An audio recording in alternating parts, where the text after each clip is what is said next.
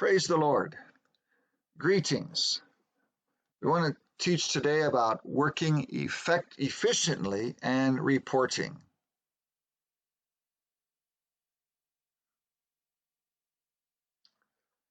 Abraham Lincoln was one of the great presidents of the United States, and he said that if he had 6 hours to cut down a tree, he would spend the first 4 hours sharpening the axe. He was a man who knew how to cut wood. In fact, that was one of his early jobs. And there's a big lesson in what he was trying to say. The Bible says the same thing. In Ecclesiastes chapter 10, verse 10,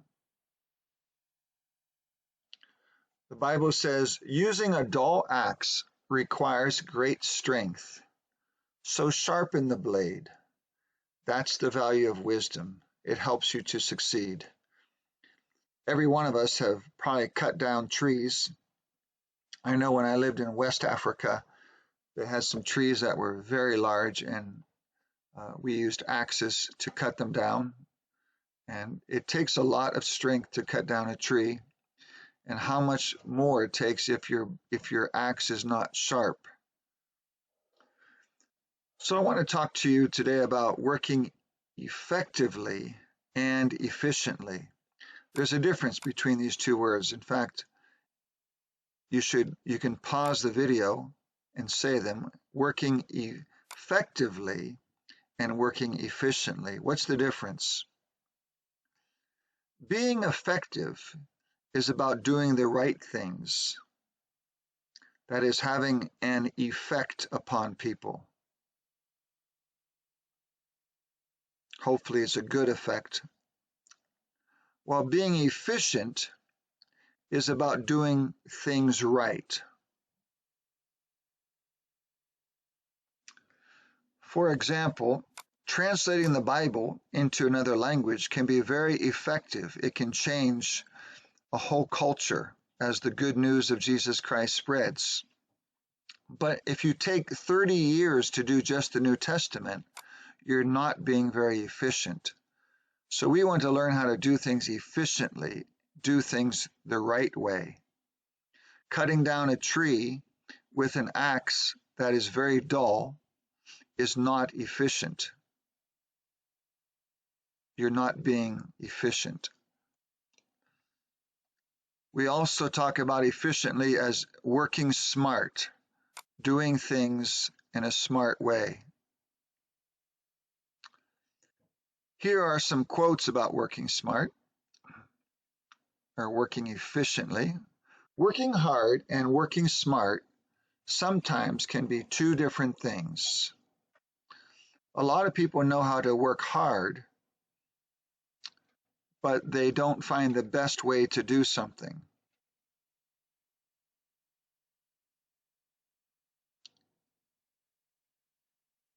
Effort is important, but knowing where to make an effort makes all the difference.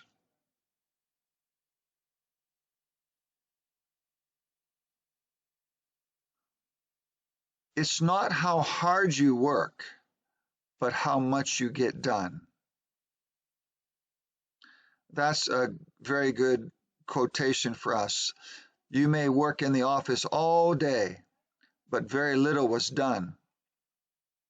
Another man may come to the office and he may only work for 2 hours, but he did more than you because he knows how to get things done. We want you to be somebody who knows how to get things done.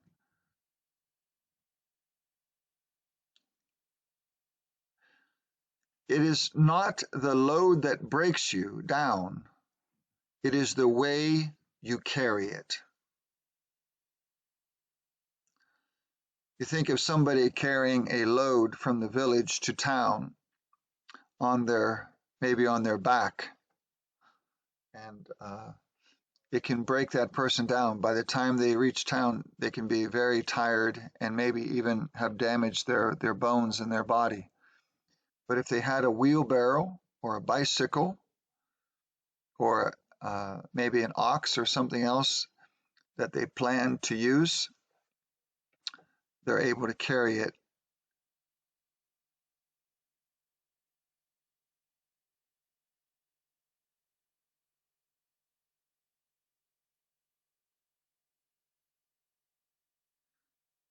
Here's the quotation from Abraham Lincoln that I mentioned before.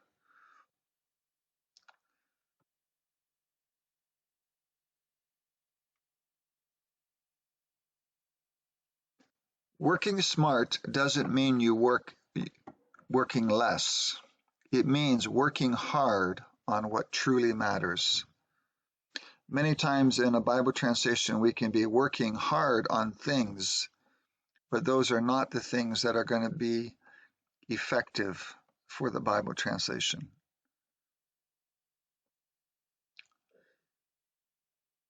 Being busy does not necessarily mean you are productive. Let me talk a little bit more about examples of working efficiently. I sometimes confuse the words efficiently and effective, and you can actually use them interchangeably in some circumstances. But one of the most important things is that you plan your work. For example, if you're supposed to work in the Bible translation office and you leave the cord for your laptop at home, forgetting to bring what is needed can negatively affect your work. Let me change this to a positive sense. Remember to bring what is needed for your work. Another example of working efficiently is to make a list of things. Many times if I go into town and I need to buy 5 things, writing a list of those things helps me to remember once I arrive in town, because when I'm in town I might be distracted, and if I think I know the 5, I will forget them. So making a small list. I have a to-do list that I am editing all the time, every day, several times.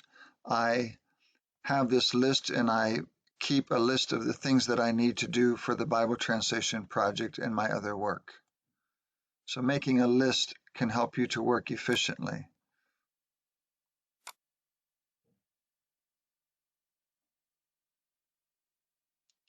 Use the right tool for the right job.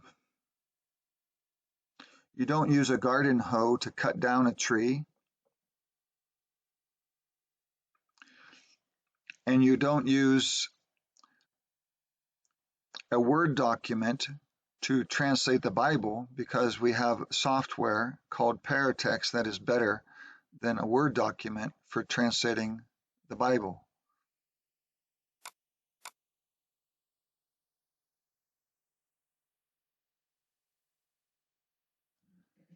The next thing is know how to use the tool that's put in your hand.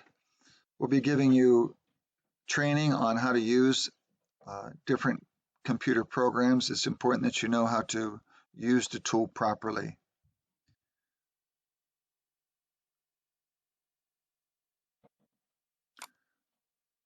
One other thing you can do is to do proper filing. Remember this quote, bookkeeping is better than brains. If you may have translated a portion of the Bible and put it on your computer, but if you can't find where it is, then you've wasted time and you haven't worked efficiently. Another example is know how to use the tool is to use cut and paste instead of retyping. An example can take from the Chewa Bible. If I want to comment on a Bible verse or write a report on a Bible verse, I might take that Bible verse, copy it. On my keyboard, I'm using Control-C. You can also right-click and use copy.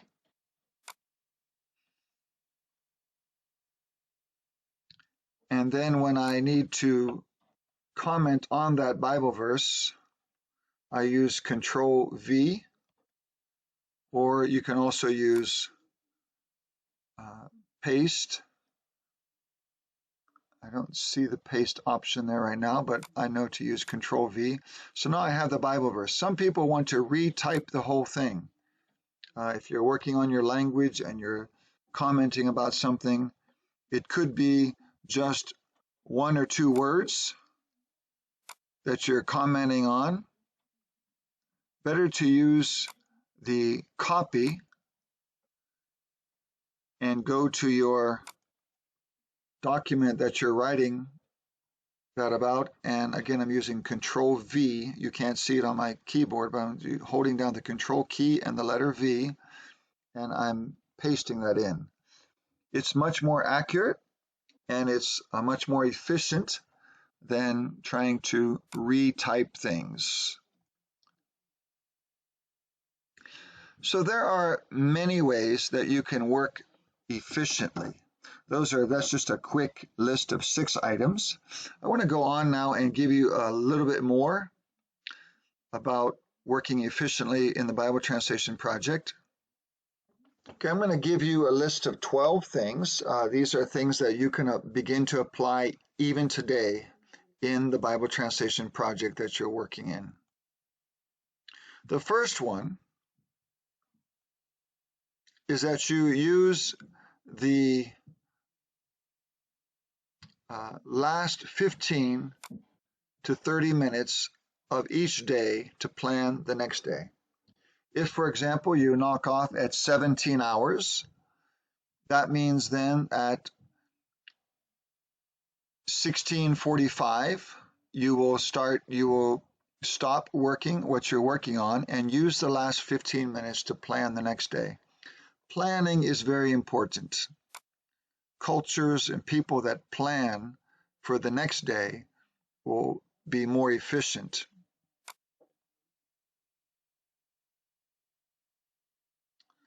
So I want you to spend some time on thinking. It's important that you think about the next day. Get in the habit of starting to think about the next day and plan what you're going to do. It may help you because if you plan on Wednesday, for example, then when you go home or when you leave the office, you may make a list. Well, I need to bring this from home and I need to bring this to the office on Thursday. It will help you to plan what you're going to do.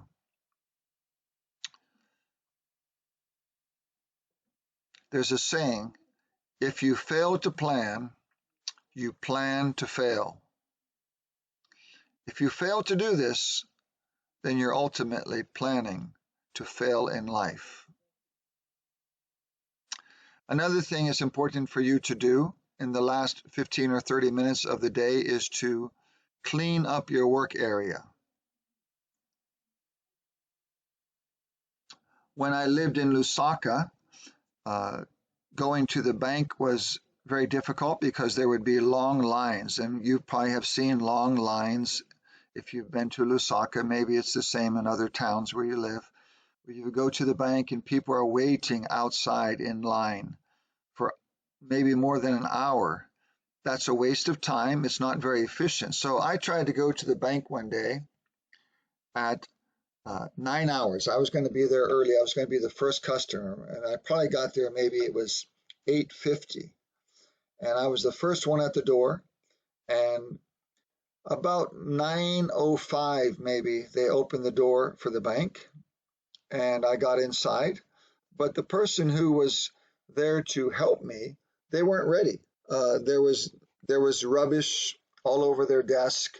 There was papers and there was this and that, and she had to spend about 15 minutes just getting rid of this paper, throwing things away, and I didn't get served at the bank until almost 9:30. She wasted my time, but what I learned from that was that it may not be the culture to prepare for the next day, but imagine if the bank manager had to come into the bank and look at the workspace and they say, oh, this person left all this rubbish on their desk.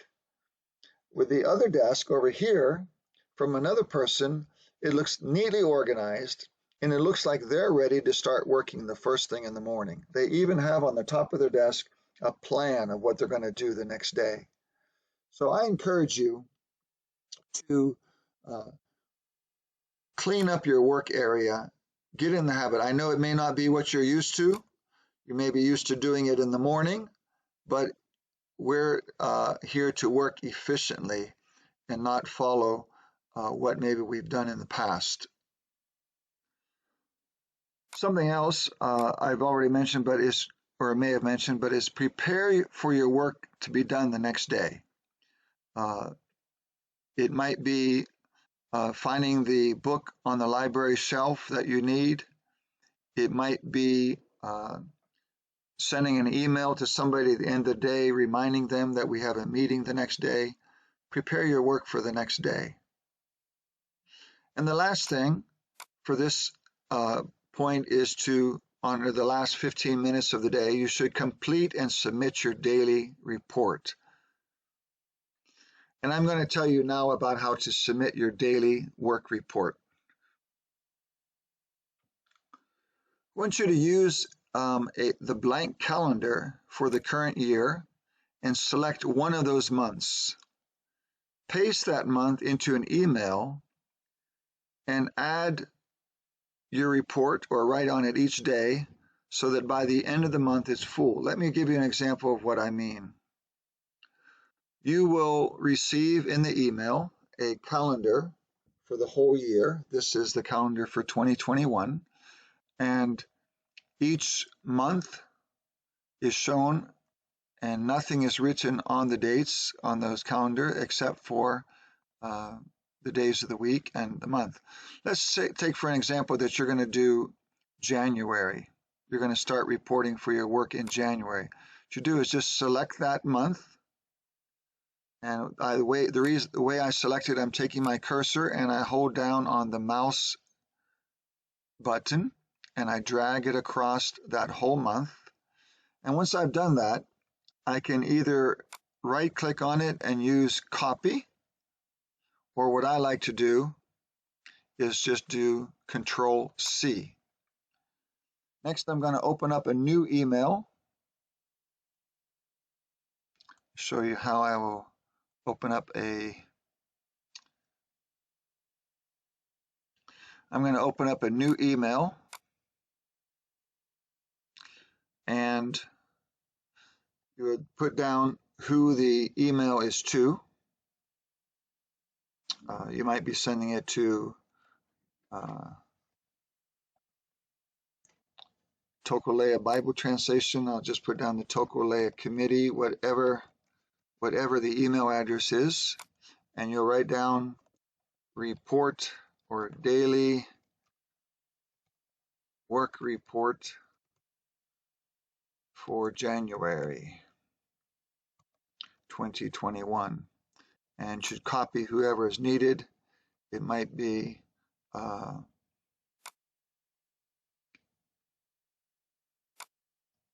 PIBT or whoever is needed.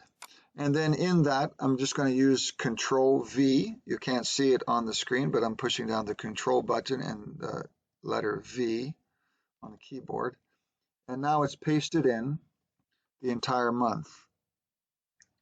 It's a little bit large for you to see, so again, I'm holding down the Control button and scrolling with my mouse to make the month more visible. And now I have in the email the calendar for this month. And I can write in here all the information that I need.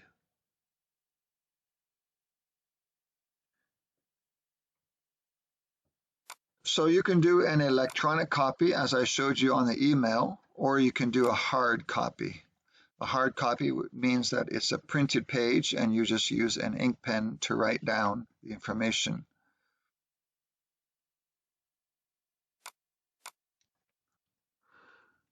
We want you to send your report in daily.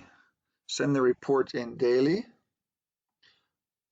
at the end of the day. Don't send the report in for Thursday on Friday morning.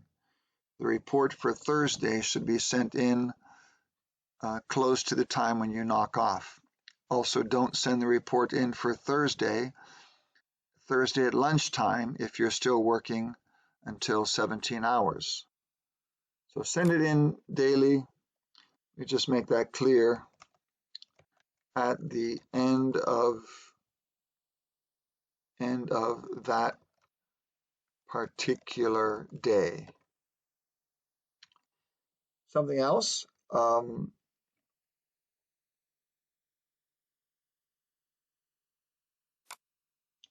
you should add into it only a short report. We don't want a long report of what happened today. Let me give you some examples on a calendar. Before I give those examples, let me also note that you can use black ink to show what has actually happened. That's the default color on most of computers. Use a blue font or blue ink to show what is being planned. And use red ink to highlight any holidays or other colors or special events. So here's an example of a calendar. At the top, it should have the month and the year, and it should also have your name added here. If there's a blank space in the beginning of the calendar, you can make any special notes that apply to calendar issues. For example, this person has written down the number of leave days that they have due this year and the number of leave days already taken. Let's look example here at, let me make this a little bit larger so you can see it. This is an example of Wednesday. They wrote down the time that they arrived in the office or the time that they began work. You should begin work before, you should arrive rather before the starting time because it takes you some time to settle into your place.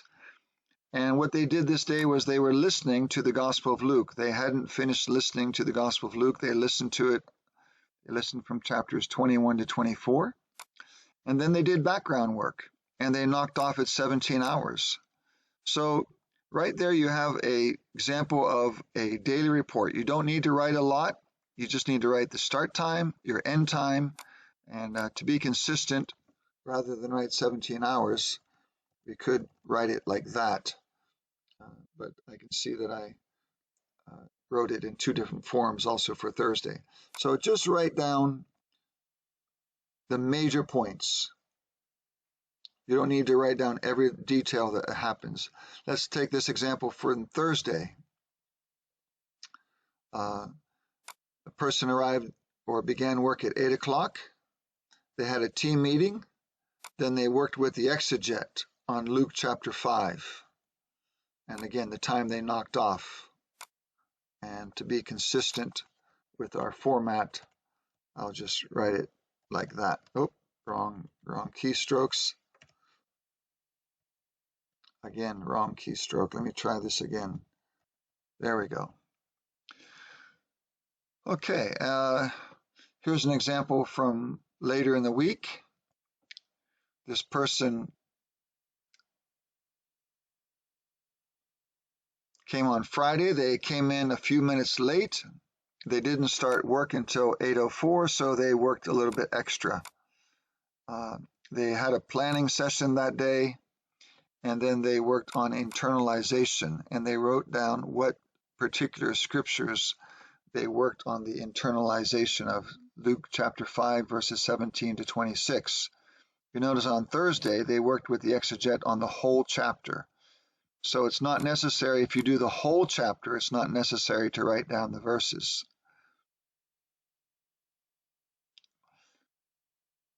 And on Saturday, this person was saying Luke out loud, Then they drafted these particular verses. They submitted an audio file, and they knocked off at 13 hours. And you'll notice for the translators, we want the translators to note down the verses, that number of verses that are done each day. This person went through the process. On Wednesday, they did the background research. On Thursday, they worked with the exeget. On Friday, they internalized the passage, and they were ready to draft on Saturday. And after drafting, they submitted the audio file. And so the total verses done was 9 verses. They didn't complete any verses on Friday. They didn't complete any verses on Thursday. This is the verses completed. Verses completed. Maybe it'd be better if I wrote down verses completed.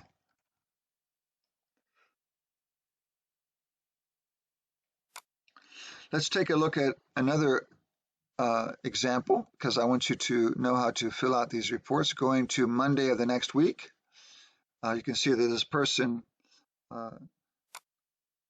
spent more time listening to the Gospel of Luke on chapter 5, and they did the background work. And they knocked off at, you can either write 17 hours or you can write it that way. I'm just trying to be consistent with the way I started the time there. Let's look at what they did on Tuesday. They wrote down their start time. They wrote down the three or four major points. They internalized Luke chapter 5, verses 12 to 15. They had a meeting with their exeget. They practiced saying the Bible verses out loud. Then they drafted it.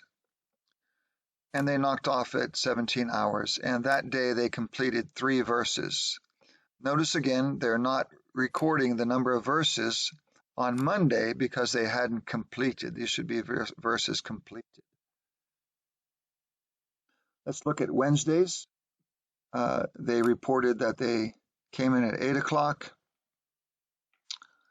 They internalized Luke chapter 1 to 11, actually, verses 1 to 11 of chapter 5. They had they met with their exeget to discuss that passage. This is a mistake, saying it out loud, and they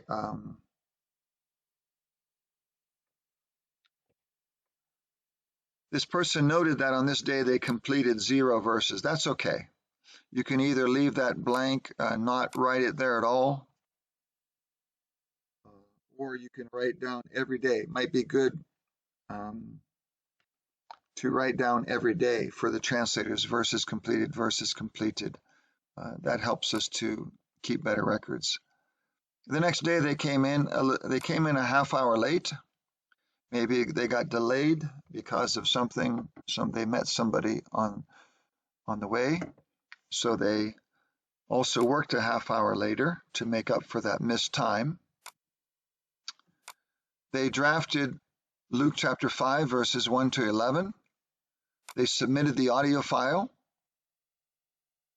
And they also did a self-check that day. They did a self-check on some other scriptures. And they then completed 10 verses. You only count the number of verses drafted. Note that they did these 10 verses from 1 to 11 was, actually that should be 11 verses because it is 11 verses. They completed 11 verses. They don't count the number of verses complete, the self-check verses. That would be also another, should be another 9 verses there, but that's not included in the count. This verses completed is only the verses that they drafted and submitted the audio file. Let's go on, look at Friday of that week. They came in at 8 hours, internalized Luke. They had an exegetical meeting. They practiced saying the verses out loud. and then they drafted it, and they did a translator check. Need another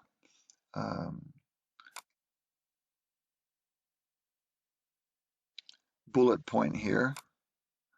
There we go. We have a translator to translator check.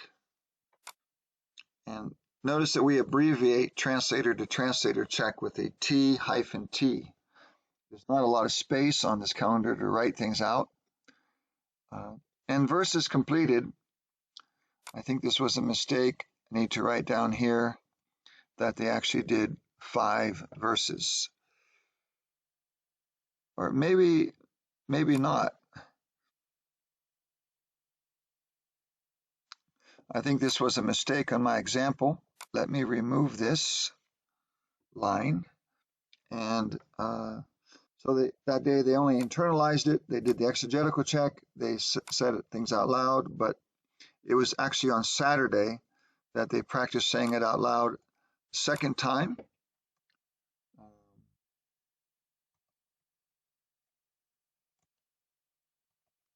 Maybe they felt they needed to work a little bit more. Then they drafted it and they submitted the audio file. I'm going to write down that they submitted the audio file, and so the verses completed that day and the time they knocked off. Okay, let's look at the next week. The next week, you'll notice that they wrote things in blue. We use blue for what we're planning. So when they knocked off on Saturday, they said, well, next week, maybe they met with their exeget, and the exeget told them that they could work on this passage on Monday, and on Tuesday, if they finish what was done on Monday, then they can work on that passage. So use the color blue to plan what you're going to be doing the next week. You can plan out your whole month if you want and put the whole month in. This person asked in advance to go to a funeral for his brother, and the committee, the national committee, approved that this person would be gone that day. So any days you're absent, you should write that down on your calendar. This day is a holiday in Zambia, so any holidays you can write that in red as well. I see that they're planning ahead of time. They're doing a good job of planning. He's got down that they're going to go to visit a review committee. They need to leave at 04 in the morning, and they're going to be there all weekend. And looks like they're going to be there Saturday on the 25th, and they're going to come back on the 26th.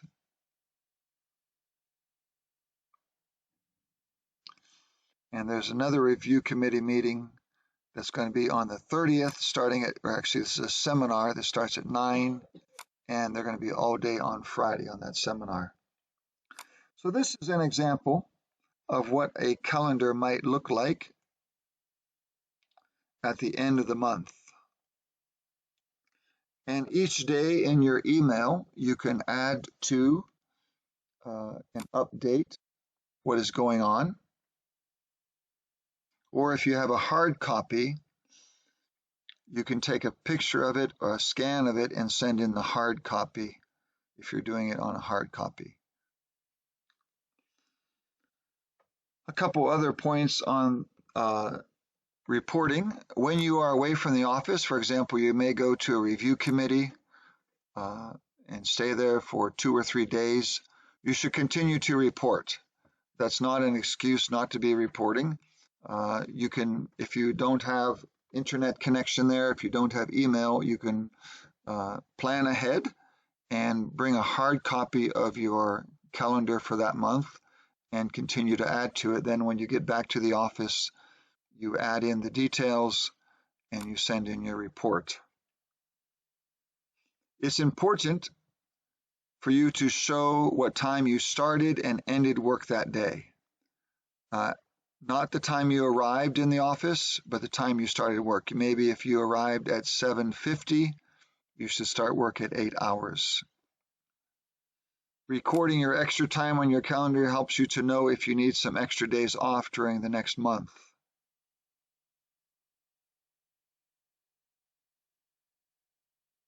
For example, on the calendar that we had, this person had a review committee meetings all day Saturday, and they didn't return until Sunday. So the committee, this is the committee, the national committee, not the staff of the Bible Translation Project, but it was approved by the project day off since because of trip to review committee on Saturday and Sunday, March 25th to 26th. And I'm going to make that in red because we said that we should make those days to be in red ink. So let me make that a little bit larger so you can see it. That was an approved day off. Maybe it'd be better to write down the word approved project day off. And that, again, it means approved by the national committee, not approved by your wife at home. And you can note that on the calendar.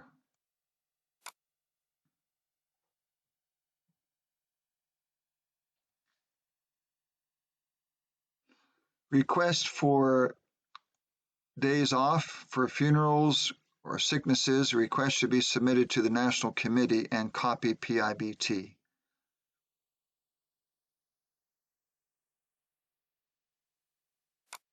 So if you have a funeral, you don't tell your coworker, you need to go to the National Committee and tell them you won't be there that day.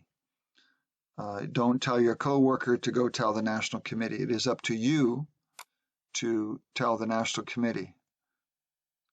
You can always send a text message if you can't get through on your phone line.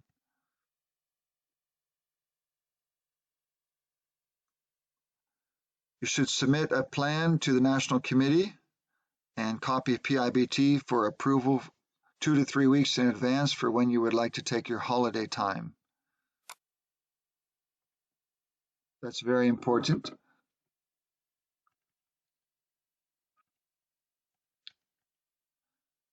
Do not use this monthly report to put in other comments. It's not a time for you to put questions to PIBT or questions to the National Committee or to report on something else.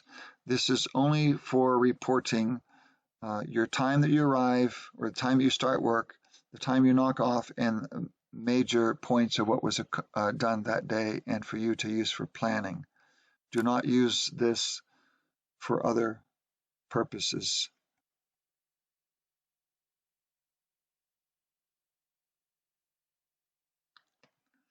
At the end of the month,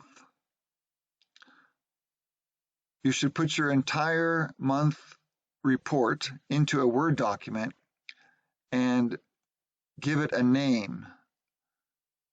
Here's how you should name the file. You put the year first.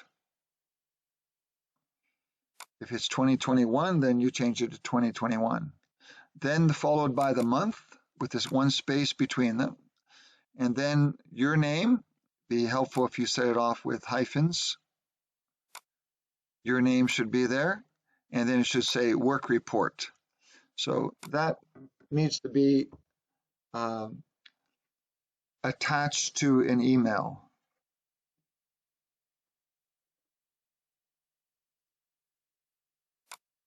So I will say to attach this to an email. And if you do not know how to, if you have any problems with email or scanning your hard copy, somebody in the office will be able to help you to do that. If anything was not clear on this video, you can watch it again. But these monthly reports are important because, one, they help us to coordinate our work. If you're not going to be in the office, we need to know that. We need to know that several days in advance. Of course, things happen. There may be an accident. There may be a sudden illness or sickness. But it's we can use these monthly reports to record that. Second, they're important for us to record our progress. The number of verses you put down there as being drafted and submitted is an example of how it helps us to record our progress. And the last thing helps us to report. We have to report to the National Committee, we have to report to other organizations. There may be other reasons as well, but those are 3 reasons why it's important for us to report. And we want you to begin now. We want you to begin today to complete the report. Don't do it exactly right now, but we want you to do it at the end of the day. At the end of the day. You can start by adding the time that you began work today, and maybe already note down some things you've done, but generally take the last 15 minutes of the day to complete your report, send it in, tidy up your workplace, and think about what you're going to be doing the next day. We hope this was helpful to you, and that you now can learn some things about working efficiently and reporting.